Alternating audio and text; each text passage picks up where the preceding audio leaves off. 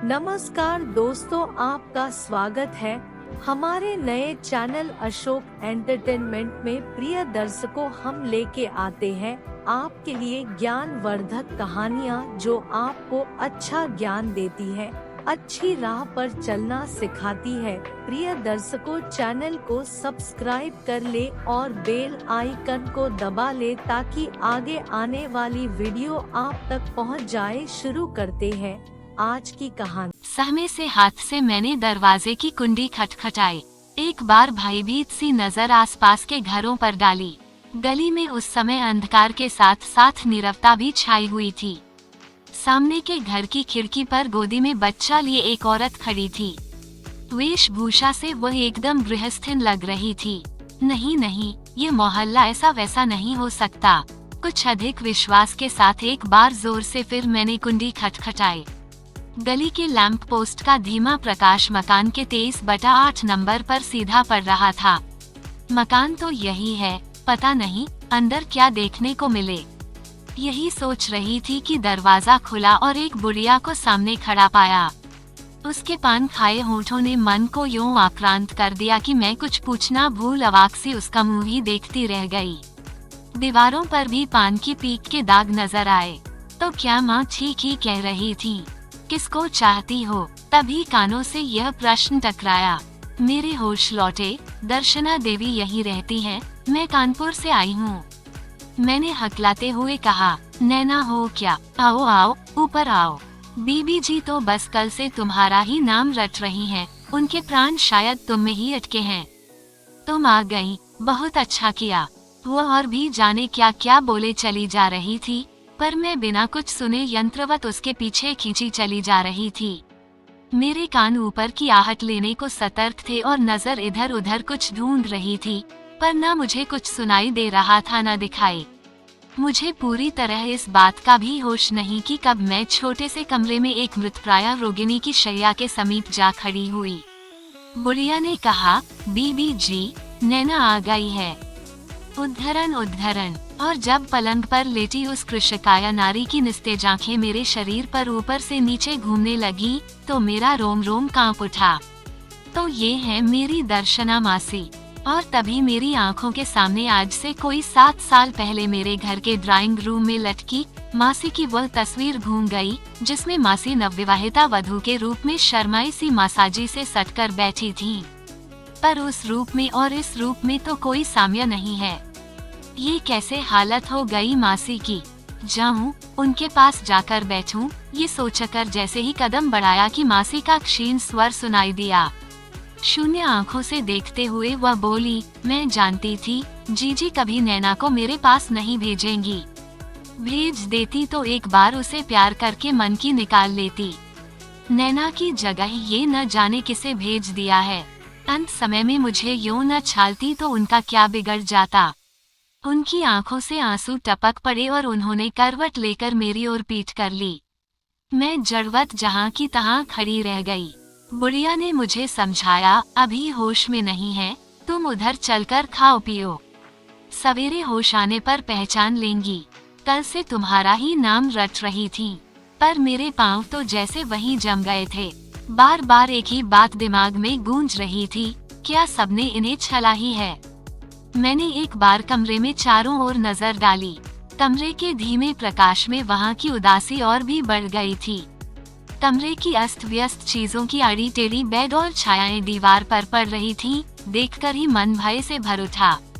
उस समय मासी की हालत पर तरस कम और सबको नाराज करके यहाँ चले आने की अपनी जिद पर पश्चाताप अधिक हो रहा था। बुढ़िया मुझे दूसरे कमरे में छोड़कर चली गई। जाने कितने कितने प्रश्न आंधी की तरह मेरे मन में उमड़ घुमड़ रहे थे। माँ की बातें, मासी की हालत, घर का वातावरण सब मेरे सामने एक अनबूझ पहेली की तरह खड़े थे। मैंने अपनी सतर्क नजरों से इधर उधर देखना शुरू किया। एकाएक ही कोने में रखे सितार, तानपुरे और तबले में मेरी दृष्टि उलझ गई। ये चीजें कभी देखी न हो सो बात नहीं, पर यहाँ देखकर मेरे रोए खड़े हो गए। जबरदस्ती दबाई हुई मन की आशंका पूरे वेग से उभर आई। देखते ही देखते कमरे के कोने में रखे हुए वाद्य यंत्र झंझना उठे, तबला छनकने लगा, घुंघरू झनकने लगे और कहकहों की गूंज से कमरा भर गया। मुझे लगा मेरा सिर चकरा जाएगा। इस सब के बीच माँ की क्रोध भरी मूर्ति दिखाई देने लगी। देख नैना, उस छिन्नाल के घर तू मत जा, वो मर रही है तो मरने दे। मैंने तो 7 साल पहले ही उसे मरा समझ लिया था। सिद्ध करके तू वहाँ चली गई तो समझ लेना माँ तेरे लिए मर गई। मैं पसीने से तरबतर हो गई। मैंने अपने को ही समझाते हुए कहा, नहीं नहीं मेरी दर्शना मासी ऐसी नहीं हो सकती, ये सब गलत है। और मैंने उस अदृश्य नाचती नारी के स्थान पर मासी की वही छवि ला बिठाई जिसमें वह नवविवाहिता वधू बनकर बैठी थी। नैना बेटी, कुछ खा लो। बुढ़िया थाली लिए मेरे सामने खड़ी थी। यहाँ अब कोई आएगा तो नहीं? रात में क्या यहाँ बहुत लोग आते जाते हैं? एक सांस में ही मैं पूछ बैठी। रात दिन क्या, यहाँ तो कभी कोई नहीं आता। जब बीबी जी की तबीयत ज्यादा होती है तो मैं ही वैद्य जी को बुला लाती हूँ। मैंने निश्चिंतता की एक लंबी सांस ली। इच्छा हुई इस बुढ़िया से ही सब कुछ पूछ डालूं, सब कुछ जान लूं, पर भय के मारे जाने कैसी जड़ता मन में व्याप गई थी कि मैं कुछ पूछ ही नहीं पाई। खाया मुझसे कुछ नहीं गया, चुपचाप लेट गई। अजनबी घर में अजनबी लोगों के बीच पड़े पड़े जाने कैसा लग रहा था। सोचा मैं क्यों चली आई। घर में सबसे लड़कर, सबको नाराज करके यहाँ आने की अपनी जिद को जैसे मैं स्वयं ही नहीं समझ पा रही थी। मासी, जिन्हें मैंने अपनी जिंदगी में पहली और आखिरी बार 4 वर्ष की उम्र में देखा था और जिनकी मुझे लेशमात्र भी याद नहीं थी, उनका प्रेम मुझे यहाँ खींच लाया, ये बात मन में किसी प्रकार भी टिक नहीं पा रही थी। तब शायद यह महज कौतूहल था जो मुझे यहाँ खींच लाया था। जब से होश संभाला, अपनी इस मासी के रूप गुण का बहुत बखान सुनती आ रही थी मैं। अपने जन्मदिन पर उपहार पाकर मेरे मन में ये धारणा बहुत दृढ़ हो गई थी कि वह मुझे बहुत प्यार करती हैं। माँ भी बराबर यह कहा करती थी कि नैना ने दर्शना का मन मोह रखा है। जब मैं 6 वर्ष की हुई तो मासी का विवाह हुआ, पर माँ बताती है कि मैं ऐसी बीमार पड़ी कि कोई भी उनके विवाह में सम्मिलित नहीं हो सका। उसके बाद मासी के विषय में बातें तो मैं बहुत सुनती, पर न माँ मुझे कभी वहाँ भेजती, न मासी को ही कभी बुलाती। जब बात समझने की अक्ल आई तो जाना मासा जी को ऐसा रोग है कि माँ मुझे वहाँ भेज ही नहीं सकती, और मासा जी को बीमार ही हालत में छोड़कर आ नहीं सकती। और धीरे धीरे ये रोग भी जैसे जीवन के दैनिक कार्यक्रम की तरह बन गया, जिसे हमने मासी का दुर्भाग्य समझकर उस पर सोचना भी छोड़ दिया।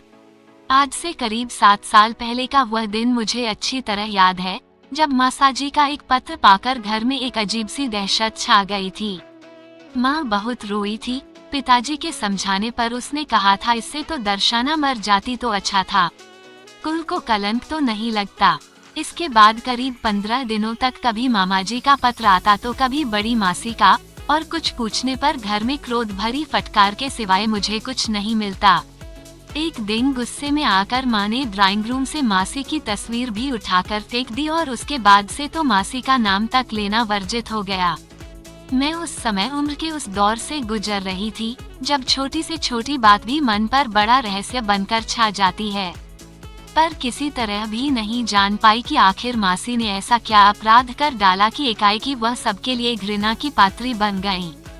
जानती भी कैसे? माँ तो मुझे उनके नाम से ही इस प्रकार बचा बचा कर रखती, मानो उनकी छाया भी मुझ पर पड़ गई तो मेरे लोक परलोक दोनों ही भ्रष्ट हो जाएंगे। मैं माँ की इकलौती बिटिया जो थी। इसके बाद जब मेरे जन्मदिन पर मासी का उपहार आया तो माँ ने साफ मना कर दिया कि उसके घर की रत्ती भर चीज भी नहीं ली जाएगी, पर मैं अड़ गई तो माँ को झुकना ही पड़ा। जाने क्यों माँ के मुंह से जब तब छिन्नाल शब्द सुनकर मेरे मन की ममता मासी के प्रति और भी बढ़ गई थी। कभी कभी घंटों उनकी उस तस्वीर को, जिसे मैंने अपने पास संभाल कर रख लिया था, देखकर मैं यही सोचा करती थी कि सामने बैठी यह सीधी सादी भोली भाली युवती आखिर छिन्नाल कैसे बनी। अतीत के इन्हीं बनते बिगड़ते चित्रों में खोए खोए कितनी रात मैंने बिता दी, मैं स्वयं नहीं जानती। उसके बाद एकाएकी जाने कैसा आकर्षण मासी के प्रति जगा की उठी और दबे पांव उनके कमरे में चली गई। सोचा यदि जग रही होंगी तो उनसे बात करूंगी, कुछ इस तरह की वह मुझे पहचान जाएं। मैं उन्हें ये बता देने को व्याकुल हो उठी कि मैं उन्हें बहुत प्यार करती हूँ। सारी दुनिया चाहे उन्हें घृणा करे, पर अनजान रहकर भी मैं सदा से ही उन्हें बड़ा प्यार करती आई हूँ। मैंने ढूंढकर जैसे तैसे स्विच ऑन किया, पर जैसे ही रोशनी में उनका चेहरा देखा मुझे लगा जैसे बिजली मेरे शरीर में दौड़ गई हो। उनकी फटी आंखें और खुला मुंह देखकर मेरी चीख भी जैसे घुटकर अंदर ही रह गई। उल्टे पैरों दौड़कर कैसे मैंने बुढ़िया को जगाया, ये सब मैं स्वयं नहीं जानती। बुढ़िया के रोने के साथ मेरी संज्ञा लौटी तो मैं भी रो पड़ी। वह दुख का रोना था या भय का, सो मैं नहीं जानती। मृत्यु को इतने पास से देखने का मेरा पहला ही मौका था। कैसे दूसरा दिन हुआ और कुछ लोगों ने जुटकर मासी का क्रियाकर्म किया, मुझे कुछ मालूम नहीं। हाँ, इतना याद है कि निकटतम संबंधी होने के नाते मुझसे भी कुछ करवाया गया था और मैं यंत्रवत किए चली जा रही थी। मासी का शव जब चला गया तो मैं आतंकित सी दूसरे कमरे में बैठी रही। कैसी विचित्र मौत थी। अजीब सा सन्नाटा घर में छाया हुआ था और उससे भी अधिक शून्य थे मेरे दिल दिमाग। बाहर के बरामदे में बैठी बुढ़िया धीरे धीरे रो रही थी। जाने कैसी विरक्ति मेरे मन में छा गई कि कुछ भी जानने पूछने की इच्छा नहीं रही थी। जो इस संसार में अब है ही नहीं, जो अपनी लज्जा और दूसरों की घृणा अपने में ही समेटकर सदा के लिए चली गई, उसके कर्मों का लेखा जोखा करना किसी तरह भी उचित नहीं लगा। संध्या को जब मैं चलने की अनुमति मांगी तो बुढ़िया ने पूछा कि घर का सामान का क्या होगा। मैं भला क्या बताती। मेरे सामने चाबियों का गुच्छा फेंकते हुए उसने कहा, वह बस तुम्ही को याद करती थी, इसलिए उनके सामान की अधिकारिणी तुम ही हो। मन का सोया कौतूहल फिर जाग उठा और जाने क्या सोचकर मैंने गुच्छा उठा लिया और उनके तीनों बक्से टटोल मारे। एक बक्से में किताबों, कॉपियों और कागजों के बीच दबी एक फाइल निकली। जाने क्यों उसे देखते ही मुझे लगा कि उसे खोलते ही नीले पीले गुलाबी सेंट में महकते हुए पत्र निकल पड़ेंगे, जो उनके किसी प्रेमी ने उन्हें लिखे होंगे और जिनके कारण उन्हें इतनी लांछना सहनी पड़ी। पर जब उसे खोला तो उसमें किसी पत्रिका में से फाड़े हुए 3 पन्ने थे। एक संगीत का डिप्लोमा था और कुछ पन्ने किसी डायरी से फाड़े हुए लगते थे। उन पन्नों में कहीं दवाइयों के नुस्खे लिखे थे, कहीं धोबी के कपड़े, कहीं घर का हिसाब तो कहीं मासी के अलग अलग तारीखों के नोट थे। पत्रिका के फटे हुए पन्नों के अंतिम पृष्ठ पर चारों ओर एक मार्जिन में छोटे छोटे अक्षरों में लिखे नोट थे। मैंने ध्यान से पढ़ा। एक जगह लिखा था, यहाँ तक यह मेरी कहानी है। मैं जानती थी कि तुम कहानीकार हो तो अवश्य ही किसी दिन मुझे अपनी कलम से हलाल करोगे, पर इसके बाद का सारा किस्सा गलत है, इसलिए मैं उसे फाड़े दे रही हूँ। तुम मनोवैज्ञानिक विश्लेषण देकर मेरे कुकृत्य पर पर्दा डालकर सारी दुनिया को धोखा दे रहे हो, पर मैं अच्छी तरह जानती हूँ कि तुम झूठ बोल रहे हो। अपनी कलम के करिश्मे दिखाकर वाहवाही लूटने की लालसा ने ही तुमसे ये सब लिखवाया है। तुम सोचते हो तुम्हारी इस दया से मैं कृतकृत्य हो जाऊंगी। नहीं, मुझे किसी की दया नहीं चाहिए। ओह, तो यह मासी के जीवन की कहानी है। हरीश नाम के किसी लेखक की थी वह कहानी। मैं उसे एक सपाटे में पड़ गई। अविवाहित होना इतना बड़ा अभिशाप है, यह मकान खोजने के सिलसिले में ही महसूस हुआ। आखिर 3 कमरों के एक फ्लैट में एक कमरा मिला। ये पूरा फ्लैट एक दंपति के पास था। अब आर्थिक संकट में फंसकर उन्होंने एक कमरा किराए पर उठाया था। 3-4 दिन में ही मैं वहां जम गया। भाभी, मकान मालकिन को मैं भाभी ही कहता था, बड़े अच्छे स्वभाव की महिला थी। वह मेरा काफी ख्याल रखती थी। बच्चा उनके कोई था नहीं और पति बीमार थे, इसलिए एक कमरे में पड़े रहते थे। क्या रोग था सो तो मैं बहुत दिनों तक नहीं जान पाया। भाभी का सारा समय अपने बीमार पति की सेवा करने में बीतता था। बड़ी लगन, बड़ी तत्परता से वो उनकी देखभाल करती थी। मुझे कभी खाली बैठा देखती तो इजाजत लेकर मेरे पास आ बैठती। वह जो बातें करती उनमें अधिक उनके पति से ही संबंधित होती। क्या इलाज चल रहा है, कैसे सब डॉक्टर फेल होते जा रहे हैं, आदि आदि। उस समय उनके चेहरे पर दुख की घनी छाया उतर आती थी और आंखें अनायास ही भर भर आती थीं। फिर एकाएकी वह अपने को संभाल कर कहती, 2 मिनट को आई तो अपना दुखड़ा ही ले बैठी, कैसी पागल हूँ, और बिना बात ही धीमी सी हंसी उनके होठों पर फैल जाती। एक दिन इसी तरह बातें करते करते मैंने देखा कि वो बार बार मेरे कुर्ते के बटनों की ओर देख रही हैं। मैंने अपने सीने की ओर देखा, बटन खुले हुए थे और मेरे सीने के घने काले बाल दिखाई पड़ रहे थे। एक महिला के सामने यूं सीना उघार कर बैठने की लज्जा को ढांकते हुए मैंने कहा, ये धोबी बटनों का तो कचूमर निकाल देते हैं। मुझे दे दिया होता, मैं लगा देती। मुझे इतना पराया क्यों समझते हैं आप?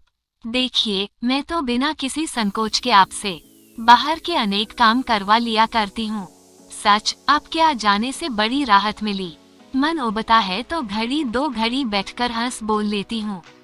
मन बहल जाता है।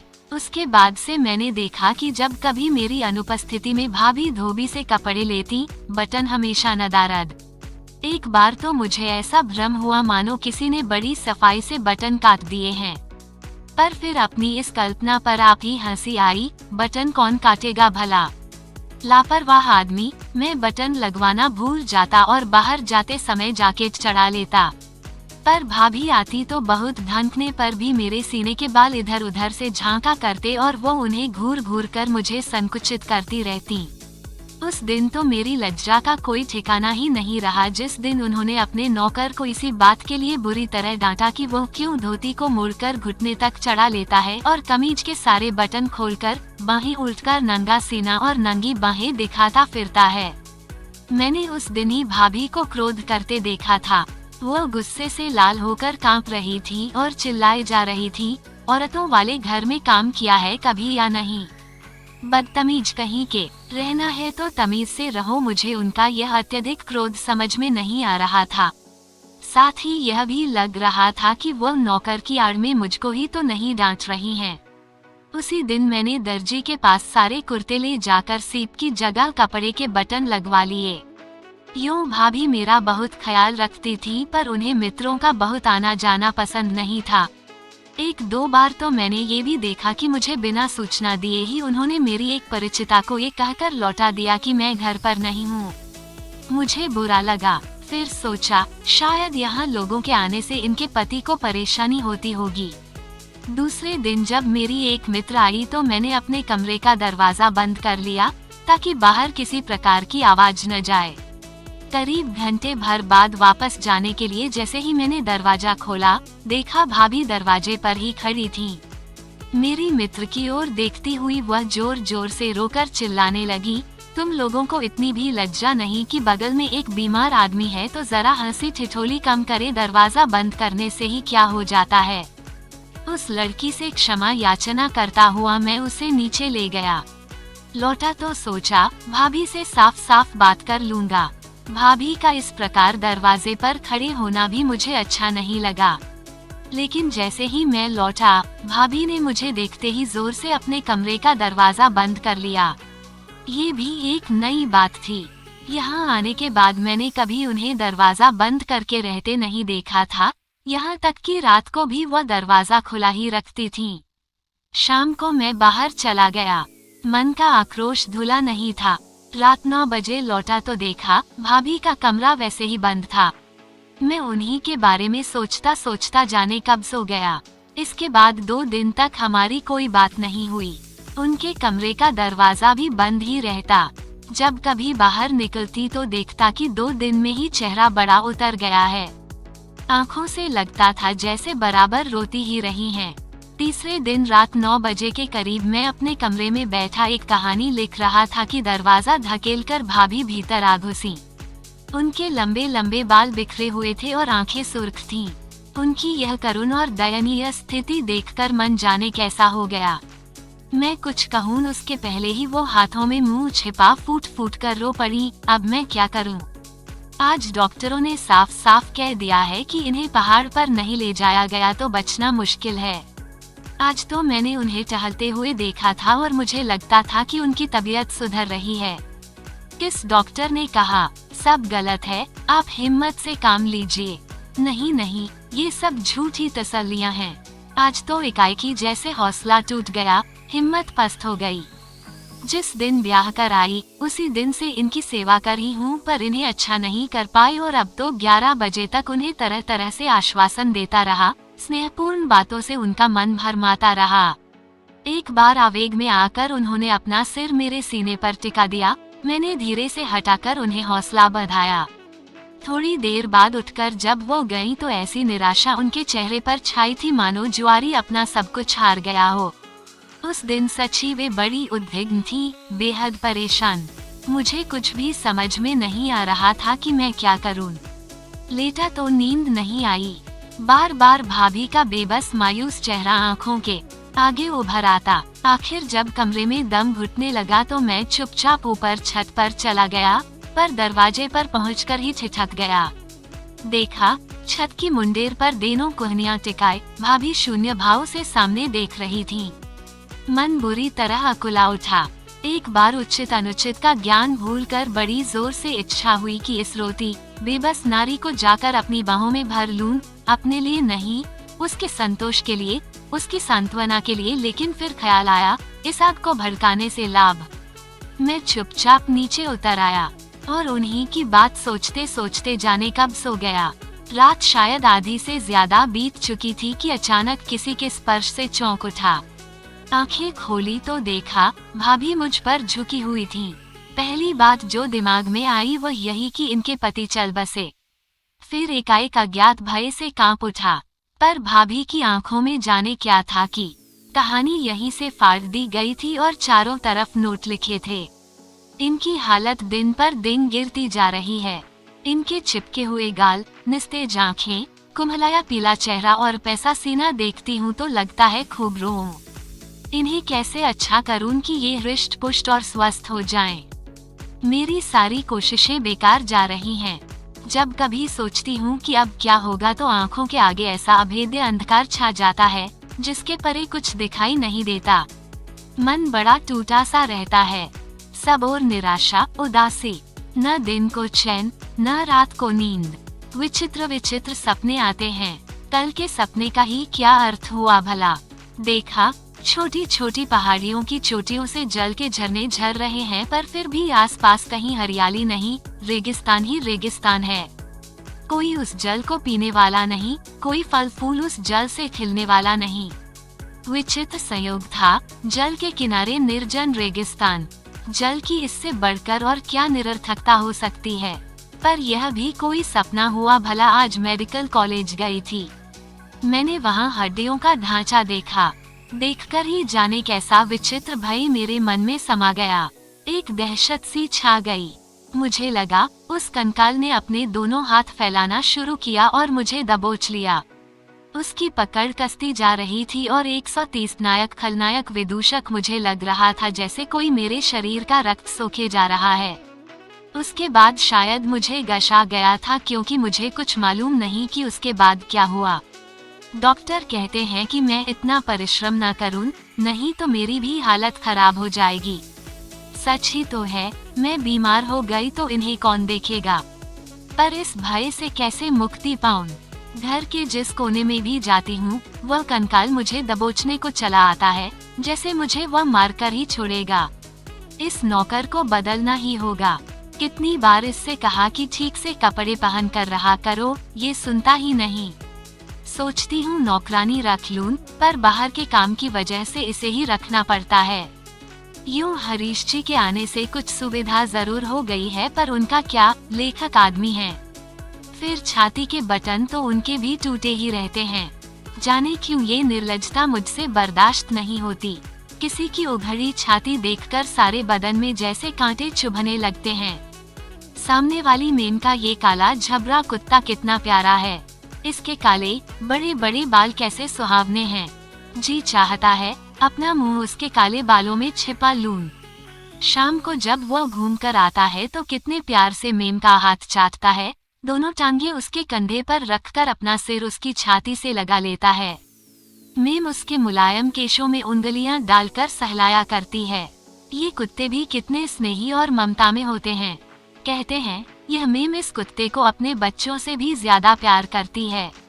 मन करता है मैं भी एक कुत्ता पाल लूं, काले झबरे बालों वाला। उसके बालों में उंगलियां डालकर सहलाऊं, उसे प्यार करूं। पर कौन देख रेख करेगा उसकी। अभी तो इनके कामों से ही फुर्सत नहीं मिलती। कितना मन करता है कि नैना को अपने पास बुलाऊं। पर कैसे लिखूं? दीदी भेजेंगी नहीं, भेजे भी कैसे? इनको TB है और उनकी वो अकेली लड़की है। सब कुछ जानती हूँ, उसे बुलाना ठीक नहीं है, फिर भी बड़ी इच्छा होती है कि वो मेरे पास हो, मैं उसे प्यार करूँ, उसके साथ खेलूं, उसे अपने पास सुलाऊं।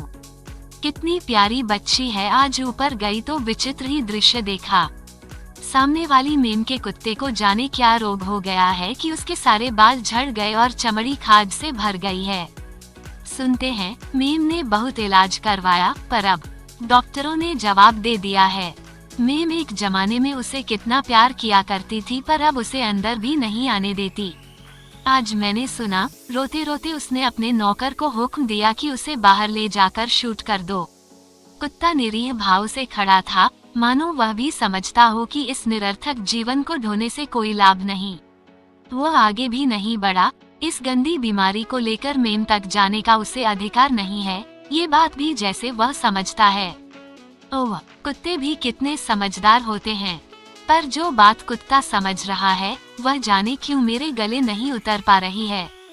जिस कुत्ते को मेम इतना प्यार करती थी, उसे अब शूट करवा दिया जाएगा। क्या ये ठीक है? कभी लगता है ठीक है, कभी लगता है गलत है। 4 दिन से कुत्ते की इस घटना ने मुझे पागल बना रखा है। लगता है मैं सच ही पागल न हो जाऊं। हरीश जी के पास ये लड़की आती है तो जाने क्यों मुझे जरा नहीं सुहाती।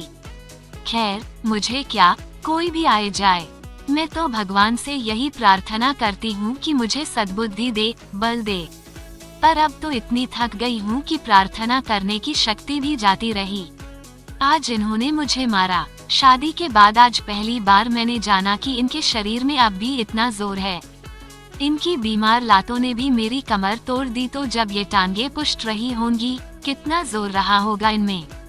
हजारों बार ही मैंने गलतियाँ की, कितना अच्छा होता उस समय भी ये मुझे मारते। कम से कम फिर इतनी बड़ी गलती तो नहीं करती। मुझे मार खाने का जरा भी गम नहीं। काश इन्होंने पहले मारा होता। हरीश जी के लिए बहुत डायक है, मेरे पीछे उन्हें भी व्यर्थ ही अपमानित होना पड़ा। आज इन्होंने घर से निकल जाने को भी कह दिया। आज सब जगह इन्होंने पत्र भी लिखे हैं माँ, भैया और दीदी को। जाने क्या क्या लिखा होगा। जो मौखिक सहानुभूति आज तक मिलती आई थी, वह भी बंद हो जाएगी।